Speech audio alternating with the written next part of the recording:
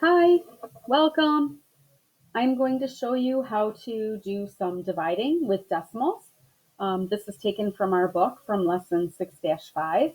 And we're dividing a decimal by a two-digit whole number. I'm going to demonstrate this using my notebook. So all I want you to do is to turn your notebook so that the lines are now creating columns. And what I did was I wrote the first problem out for you. I wrote all of the problems out. And basically, I want you to just copy this into your notebook. Some of these are from your homework from Savas. And we are doing 216 divided by 45 in the first problem. Even though I said we are dividing by a decimal, this is a decimal if you put it right there and incorporate a zero. Okay, so 216.0 divided by 45. Remember, the first step is to always bring your decimal completely straight up and place it in the correct spot. I now have columns. I have spaces to put digits above each number. So I'm going to ask myself, how many 45s are in 2? We cannot do this, so we put a placeholder or a 0, or you can place an X in that place. And then I say, how many 45s go into 21? I cannot do that as well. You have to have at least 45 here in order to do the dividing. So I'm going to place another 0 in that column. So then I ask myself, how many 45s are in 216? So on the side, I'm going to write 45. I'm going to start with 45 times 5, just because it's a middle number. I just want to try it out. And this is kind of how I do a guess and check. 5 times 5 is 25. 5 times 4 is 20 plus 2. So I have 225. And I noticed that is too big. I need it to be 216 or smaller. So I'm going to try 45 times 4. And I have 20. 4 times 4 plus 2 is 18. So 180 is smaller than the 225 I had, and it works with my 216 here.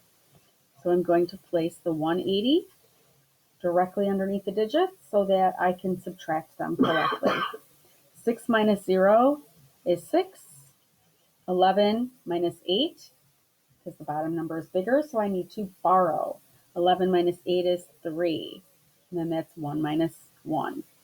Okay, so I have 36 left. Now I need to bring down my 0.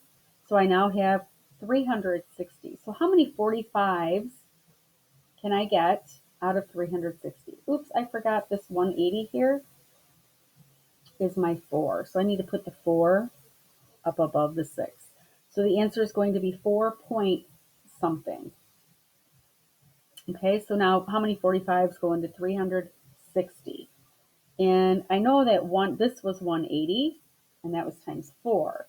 If I double 180, I will get 360. So I'm going to try 45 times 8 because that is doubled. So on the side over here, I'm going to write 45 times 8, and I get 40. 34 times 8 is 32 plus 4, and that is 360. But I need to place this 8 above the 0. So my answer here would be 4.8 or 4 and 8 tenths. All right, we're going to try another one. This one is 14.44 divided by 19. So if I was talking about money, it would be like $14.44 shared equally among 19 people. Okay, so I'm going to bring my decimal completely straight up because I have a decimal in my dividend. Now, how many 19s go into 1? 0. We don't have enough. How many 19s go into 14? Again, 0. This number has to be at least 19 to get 1 out of it. So now I'm going to try, now I need to know how many 19s will go into 144. Okay, so on the bottom over here, I'm going to try 19 times 5. Just like to try a middle number, then I know if I need to go up or down from there. 9 times 5 is 45. 5 times 1 plus 4, that's 95. Now I'm trying to go into 144. So I'm going to try to do 7 because 95 is pretty low. So I'm going to do 19 times 7, and I have 63. 7 plus 6 is 33. 133 is probably going to work because there's only about 10 or 11 difference between them, and I need 19 to go another higher. So I'm going to put my 7 up, and I found out that was 133. So I subtract, and I have 11. Bring down my 4. So now I need to know how many 19s go into 144 or 114. So I noticed 7 is going to be too big because that was 133. We found that out. And then I said 5, 19 times 5 was 95. So I think I'm going to go in between and see what 19 times 6 is, right in between there. I have a feeling that's going to work. It's 54. 6 times 1 is 6, plus 5 is 11. Oh, look, 114. So 0.76. And I get 114, nothing left. So the answer here, if I was talking about money, $14.44 shared equally among 19 people, that would give each person 76 cents. Okay. Notice that I am writing out my multiplication problems here. When I have a 2-digit divisor, I like to do that and leave it on either in my notebook, or if I was using a whiteboard, I would leave it on the side, only because it can help later on in the problem.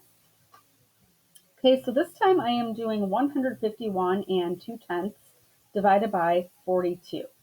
So I am going to go through the steps again. First, I bring my decimal straight up.